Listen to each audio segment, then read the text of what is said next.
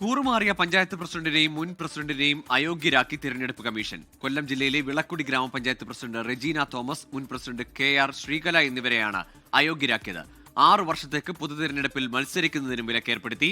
UDF പ്രതിനിധികളായി വിജയിച്ച ഇരുവരും കൂറുമാറി LDF-നൊപ്പം ചേർന്നിരുന്നു.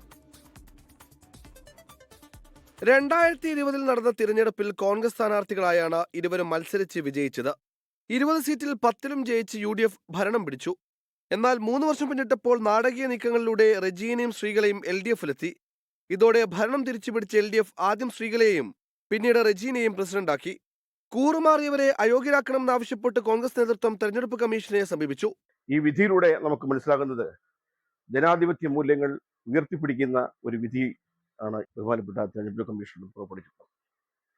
അധികാരമോഹത്തിന് പുറകെ പോകുന്ന ആളുകൾക്കുള്ള ഒരു താക്കീതാണ് ഈ വിധി. ഇരുവരെയും അയോഗ്യരാക്കിയതോടെ പടക്കം പൊട്ടിച്ചും മധുരം വിതരണം ചെയ്തും പ്രതിപക്ഷം ആഘോഷിച്ചു. പഞ്ചായത്ത് ഭരണം അവസാനിക്കാൻ ആഴ്ചകൾ മാത്രം ബാക്കി നിൽക്കെയുള്ള വിധി LDF-ന് കനത്ത തിരിച്ചടിയാണ്. 24 കൊട്ടാരക്കര. ലോകത്തെവിടെയായാലും ഏത് സമയത്തും 24 വാർത്തകളും ഓഗ്മെന്റഡ് റിയാലിറ്റി പാക്കേജുകളും എക്സ്പ്ലെയിനറുകളും വിശദമായി കാണാൻ ഞങ്ങളുടെ YouTube ചാനൽ നിങ്ങൾക്ക് സബ്സ്ക്രൈബ് ചെയ്യാം.